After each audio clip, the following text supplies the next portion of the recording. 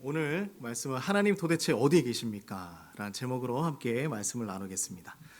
자, 우리 사랑하는 성도님들은 계획적으로 운동을 해보신 적 있으십니까? 지금도 계획적으로 운동하십니까? 집이 좋으니 누워서 네, 있는 것이 더 좋으십니까? 어떤 운동을 시작하든지 준비할 게 참 많이 있어요. 그죠? 배드민턴을 시작해야 하면 배드민턴 채도 사야 하고 또 가볍게 또 움직여야 하니까 운동화도 또 새로 사야 하죠. 그리고 축구도 마찬가지입니다. 축구하려면 뭐가 있어야 돼요? 축구화가 있어야 하죠. 그래서 새로 사고 또 우리가 헬스할 때도 그래요.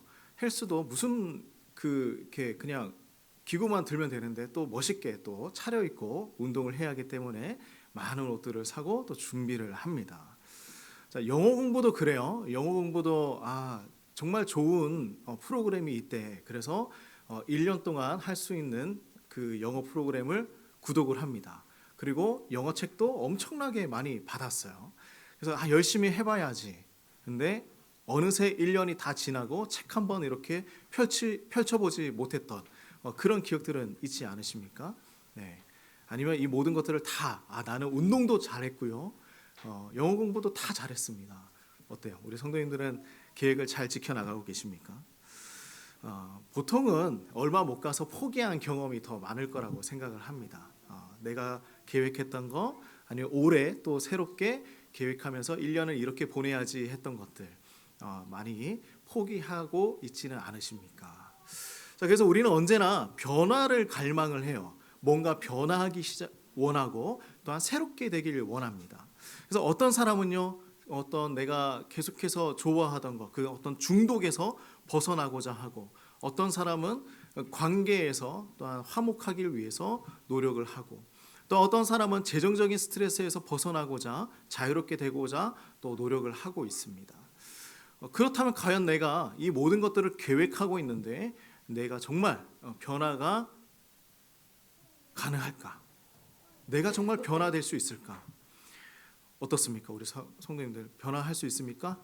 변화되고 있습니까? 어떻습니까? 네, 변화할 수 있습니다. 자, 어떻게 우리가 변화할 수 있을까요? 운동을 함께 해줄, 그죠? 또한 나의 운동을 도와줄, 잘 인도해줄 그러한 트레이너나 사람이 함께 있다면 어느 정도는 그 길을 갈 수가 있습니다. 어느 정도는 계획을 성취하면서 갈 수 있습니다.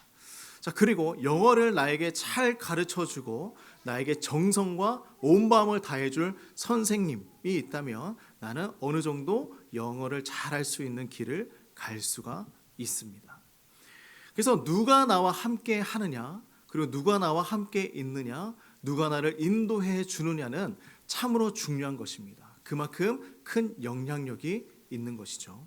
자, 그렇다면 제가 다시 한번 질문을 해보겠습니다. 우리는 변화할 수 있을까요? 어떻습니까?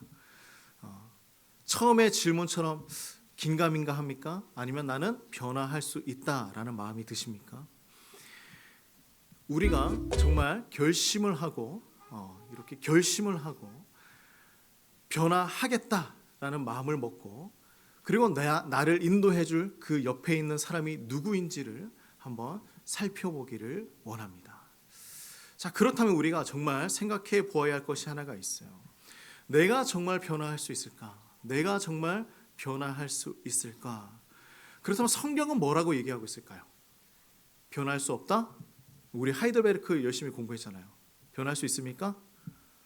없을까요? 네, 성경은 변화할 수 있다라고 이야기를 하고 있습니다. 왜 그럴까요? 자, 우리가 그것을 발견해 가길 소망합니다. 자, 야곱은 어떤 사람이었을까요? 야곱은요, 목적을 위해서 모든 것을 자신이 원하는 대로, 자신 마음대로 다 행동으로 옮기던 사람이었어요. 그죠? 자신의 성공을 위해서 남을 속이는 것 마다하지 않았습니다. 누굴 속였습니까? 형도 속이고 아버지도 속였던 사람이었습니다.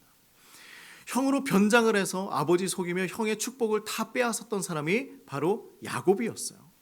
이 일로 인하여서 형 에서는 동생에게 복수하기 위해서 살아왔을지도 모릅니다.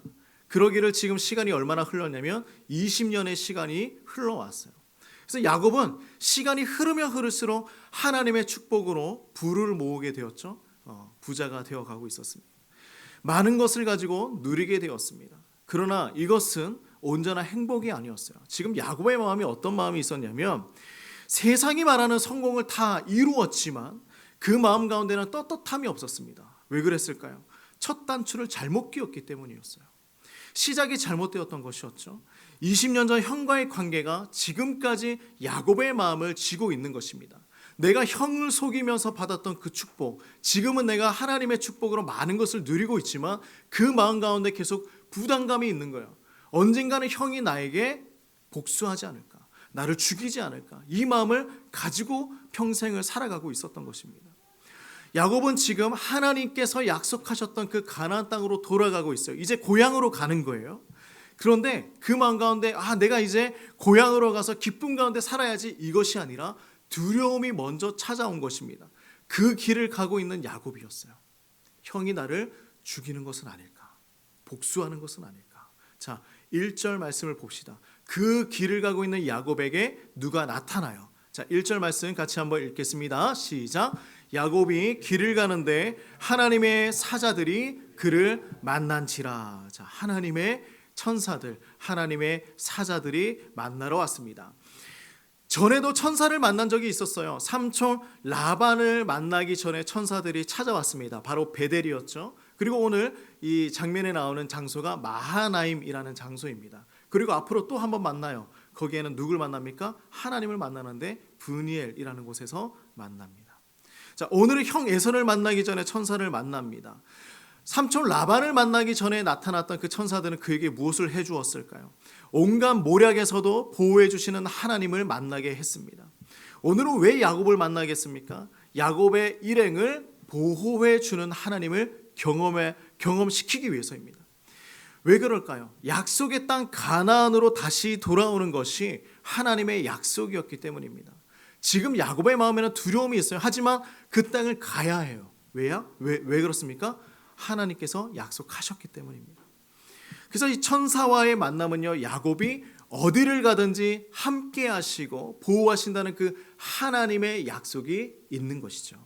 그래서 야곱은 천사를 만난 이 자리에 이름을 붙이는데요, 뭐라고 하냐면 이렇게 붙입니다. 자, 2절 말씀 읽어볼까요? 시작.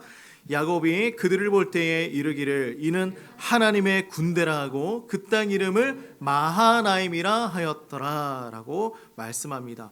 군대라는 것은 무엇입니까? 수많은 무리가 진을 치는 거예요. 군대예요. 그냥 군인 한 명이 아니라 군대입니다. 수많은 무리가 야곱을 향하여 진을 치고 있는 것입니다. 무엇이냐면 야곱을 보호하기 위해서 천사들이 진을 치고 야곱의 그 모든 무리들을 보호해 주고 있는 것입니다. 쉽게 이야기하면 야곱을 지켜주는 호위대가 있는 것이죠. 그죠? 그래서 마하나임이라는 것은 뭐냐면 두 진영을 이야기하는 거야. 하나는 하나님의 군대를 이야기하는 것이고 하나는 야곱의 군대를 이야기하는 것입니다. 이 두 무리를 이야기하는 것, 이것이 바로 마하나임이죠. 그래서 사실 야곱이 지금 천사들을 만났는데요, 천사들을 만나면서 야곱이 지금 얻고 있는 것이 무엇일까요? 위로를 얻고 있는 거예요. 야곱의 마음은 지금 두려웠어요. 근데 위로를 얻습니다. 하나님은 우리를 이렇게 인도하시는 거예요. 사실 야곱이요, 하나님의 천사들을 만난 것은 그 순간에만 천사가 나타나서 함께 있었던 것이 아니었어요. 눈으로 보이지 않지만 언제나 그들과 함께 있었다라는 것입니다. 지금 우리의 눈에는 보이지 않지만 하나님께서 우리와 함께 하신다는 것은 명확한 사실이죠. 그래서 야곱은 지금 천사가 나와 함께 하고 있구나, 이것이 아니라 언제나 함께 하고 있었지만 가장 위급한 이 상황에 나타나서 야곱을 만나주고 있는 것입니다. 하나님 그러신 분이잖아요. 지금 이 자리에도 우리가 예배하는 이 순간에도 하나님은 우리와 함께 하고 계시다. 우리가 때로는 이렇게 기도할 때가 있어요. 하나님 어디 계십니까? 라고 기도할 때가 있어요. 내가 기도하고 또한 내 삶이 너무나 어려워서 하나님 어디 계십니까? 라고 기도할 때가 있습니다. 이 정말 어리석은 질문 아닙니까? 하나님 어디 계십니까? 수많은 교회가 그렇지만 개척교회라서 더 크게 와닿을 때가 있습니다. 정말 우리 마음에, 그리고 제가 정말 사랑하고 정성을 다해서 이렇게 섬기던 성도들이 있었습니다. 근데 어느 순간에 이유는 알 수 없지만 이 교회를 떠나는 순간들이 찾아올 때가 있죠. 교회를 떠날 때가 있습니다. 그때마다 어떤 마음이 드냐면 정말 목회를 그만해야 하나라는 마음까지 들 때가 있어요. 왜 그럴까? 무슨 일일까? 내가 무엇을 잘못했을까?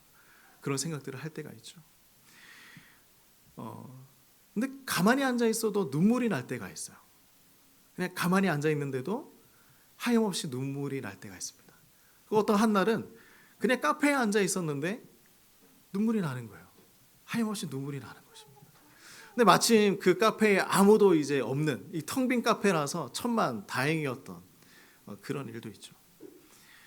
근데 그때 제가 하나님 앞에 이렇게 얘기하는 거예요. 왜 하나님 개척하시라고 해놓고 이렇게 고통만 주십니까?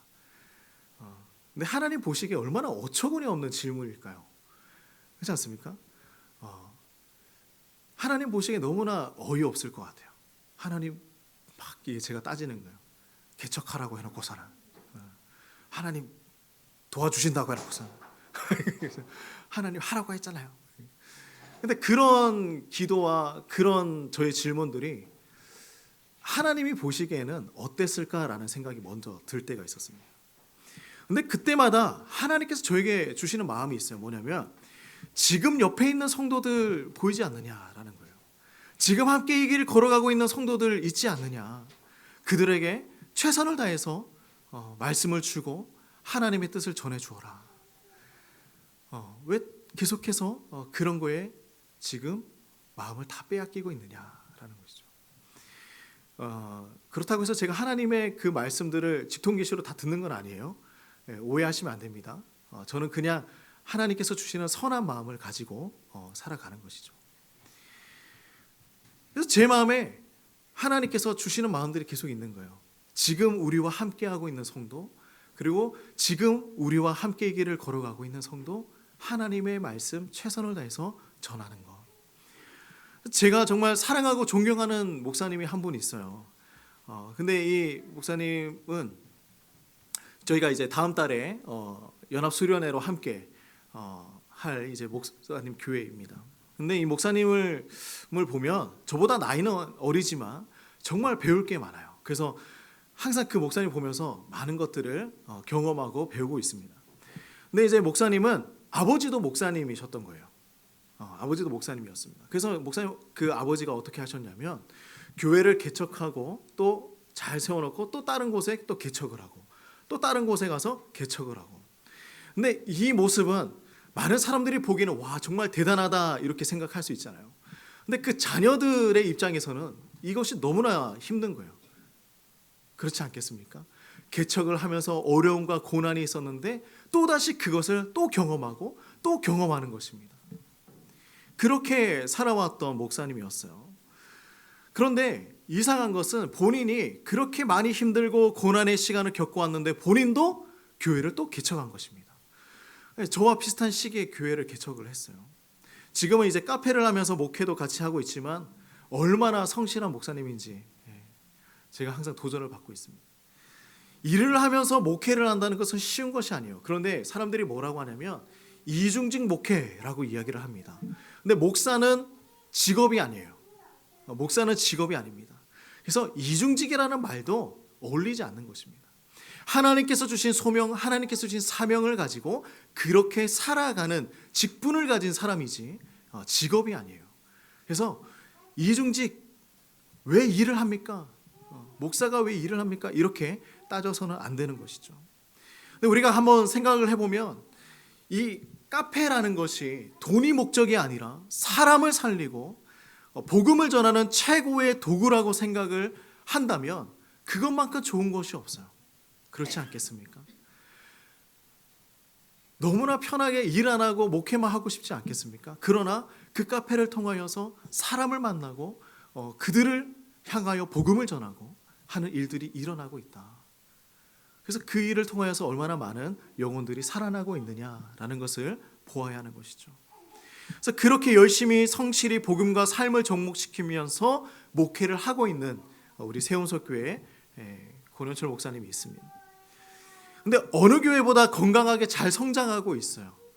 제가 보면서 부러워하면 안 되는데 부러워하고 있습니다. 정말 열심히 잘하고 계시는구나.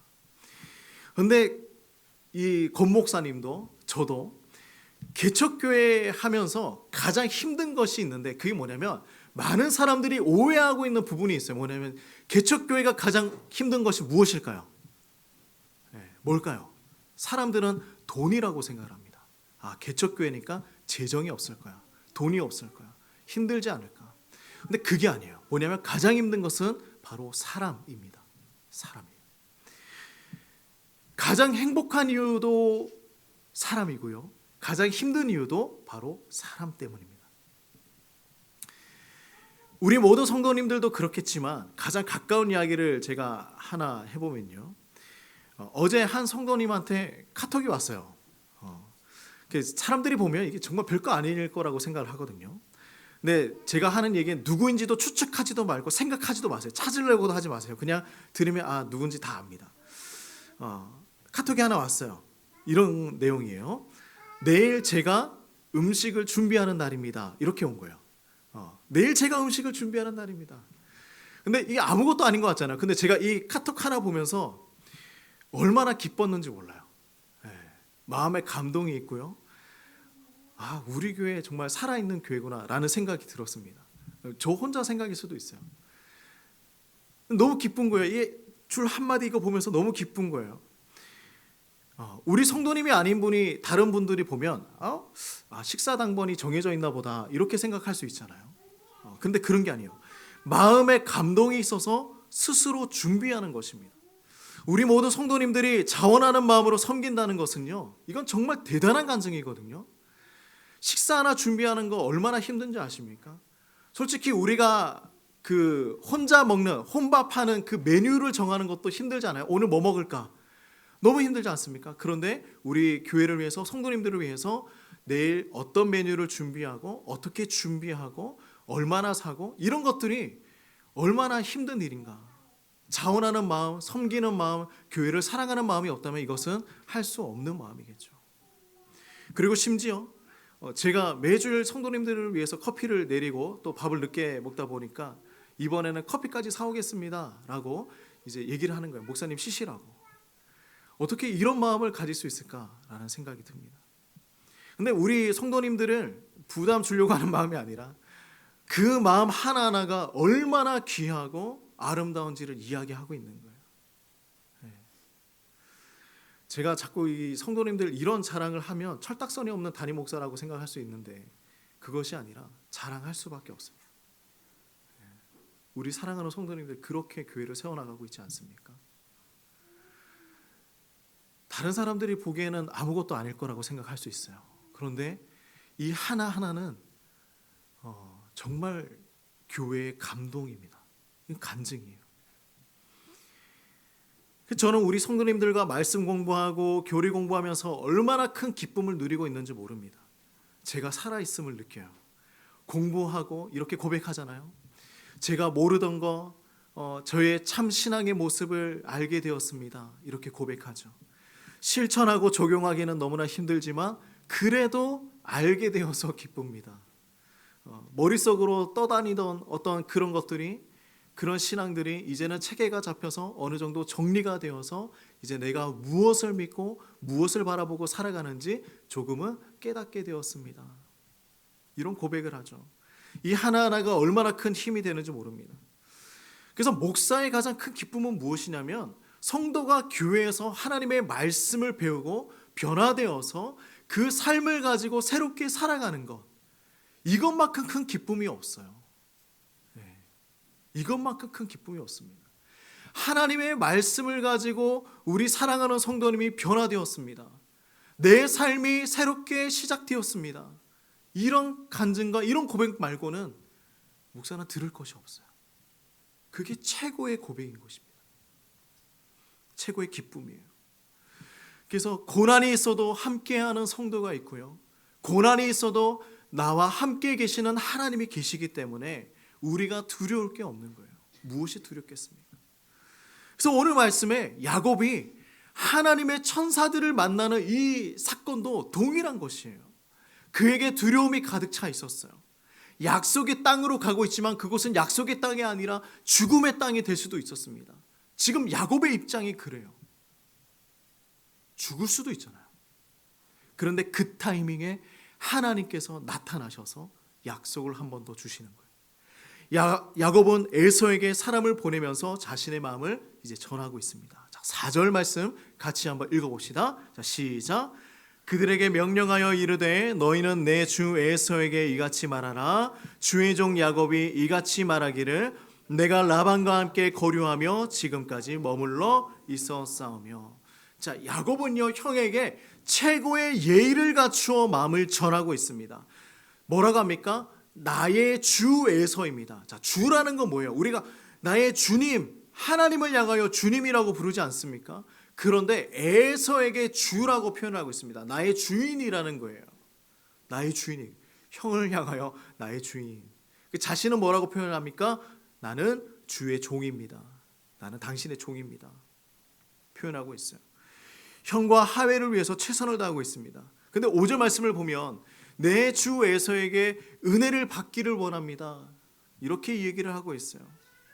그런데 그 이야기를 전하고 돌아온 사람의 대답은 조금 달랐어요. 바로 6절 말씀인데요. 같이 읽어봅시다. 시작. 사자들이 야곱에게 돌아와 이르되 우리가 주인의 형 에서에게 이른즉 그가 400명을 거느리고 주인을 만나려고 오더이다. 자, 에서가 지금 400명의 사람들을 거느리고 오고 있어요. 어떻게 보면 이 많은 군사들이 나를 죽이려고 오고 있구나라고 생각할 수 있습니다. 야곱은 얼마나 놀랐을까요? 사실 에서가 이 많은 사람들을 왜 데리고 오는지 이유는 확실하지 않습니다. 하지만 야곱은 두려워하고 있었어요. 지레 겁을 먹은 것입니다. 야곱은 하나님의 군대를 만났음에도 불안해하다가 결국에는 잔머리를 쓰기 시작해요. 뭐라고 하냐면 자신의 재산을 두 그룹으로 나누는 거예요. 어떻게 할까요? 에서가 한 그룹을 치면 한 그룹은 도망가는 거예요. 그래도 절반은 살아남지 않겠느냐, 절반의 재산은 아낄 수 있지 않겠느냐라고 생각을 했던 것입니다. 그러면서 야곱은 하나님께 기도하는데요. 뭐라고 기도하냐면 하나님께서 저에게 분명히 고향으로 돌아오게끔 한다고 약속해 주지 않으셨습니까? 무슨 일을 하든지 나를 보호하신다고 하지 않으셨습니까? 그러나 저는 그럴 사랑을 받을 자격이 없는 사람입니다 라고 기도합니다.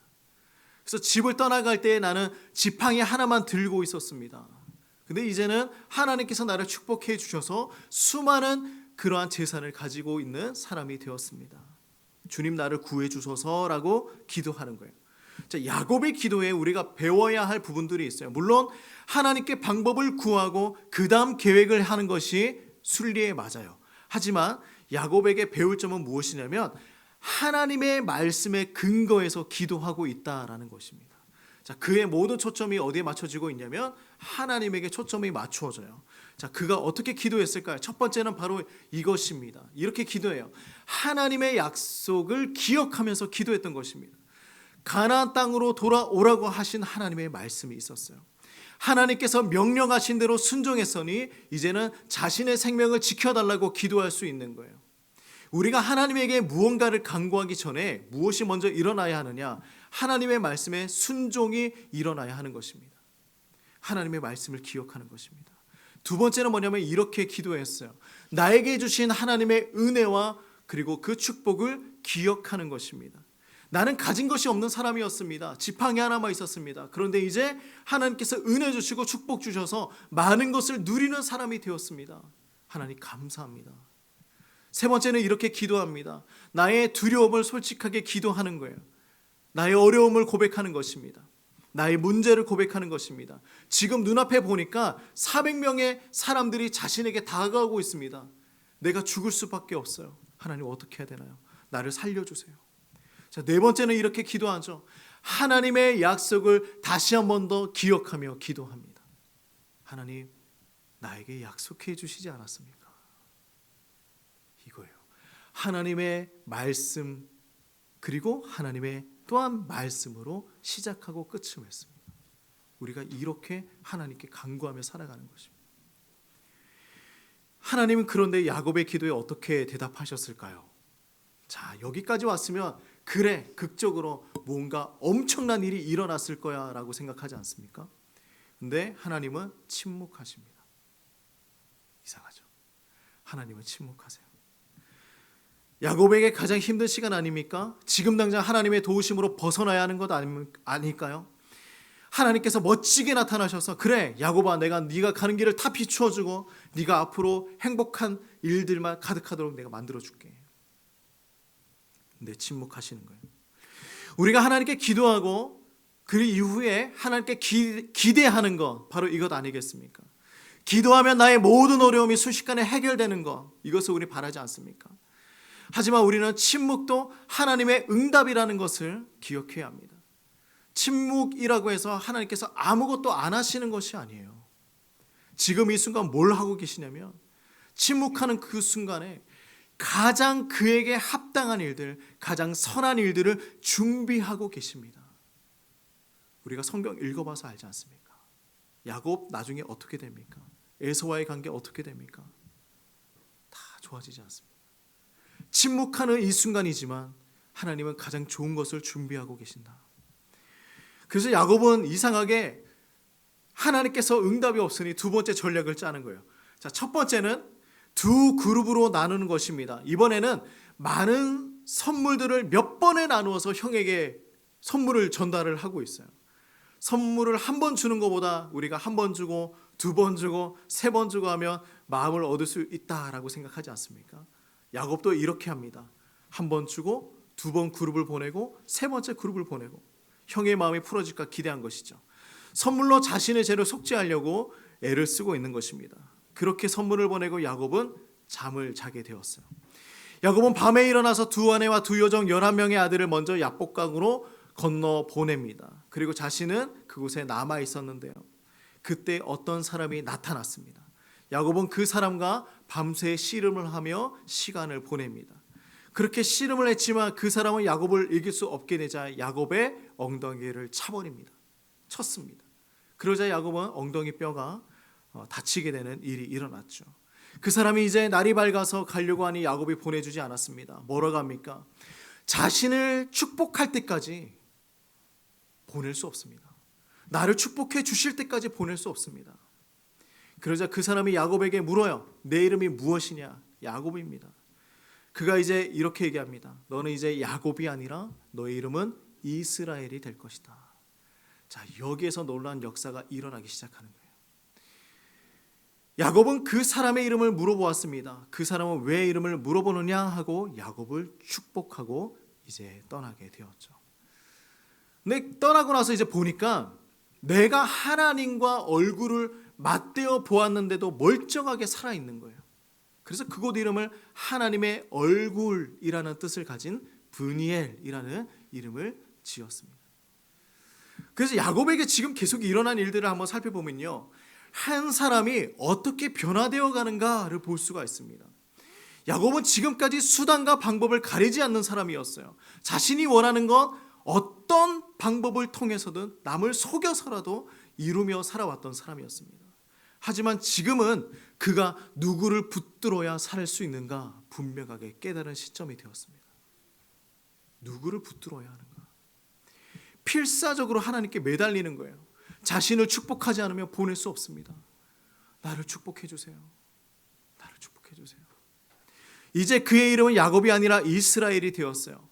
하나님께서 주신 이름이죠. 자, 이 의미는 보통 의미가 아닙니다. 지금까지는 너의 마음대로 살아왔지만 이제는 나의 인도와 나의 통치를 받으며 살아가야 한다. 너는 이제 나의 사람이다. 나의 백성이다. 내가 사랑하는 사람이다. 우리는 새 이름을 얻었습니다. 그리스도인이 되었어요. 그렇지 않습니까? 변화가 시작되었고요. 우리는 그 변화를 경험하면서 살아가고 있습니다. 그 변화는 무엇인 줄 알겠습니까? 이제 우리는 하나님께서 함께 하시는 사람들이 되었다라는 거예요. 솔직히 야곱 떠나 있었지만 하나님 함께 있지 않았겠습니까? 그가 어디를 가든 무엇을 하고 있든 하나님은 함께 그와 있었습니다. 우리도 동일한 거예요. 성경을 보면요, 하나님의 부재 가운데 부르짖는 사람들이 많이 나옵니다. 하나님 도대체 어디에 계십니까? 우리만 그렇게 기도하는 게 아니에요. 성경 속의 인물들도 하나님 앞에 그렇게 기도했습니다. 하나님 도대체 어디에 계십니까? 하바국의 시작은 이렇게 시작이 됩니다. 하나님은 오랫동안 침묵하셨어요. 그랬더니 하바국이 뭐라고 기도하는 줄 아십니까? 얼마나 제가 더 살려달라고 기도해야 합니까? 라고 기도하는 거예요. 하나님, 제가 하나님께 얼마나 저를 살려달라고 더 기도해야 하나요? 다윗도 그렇게 기도했죠. 하나님, 어찌하여 나를 버리셨습니까? 왜 나를 버리셨습니까? 기도하는 거예요.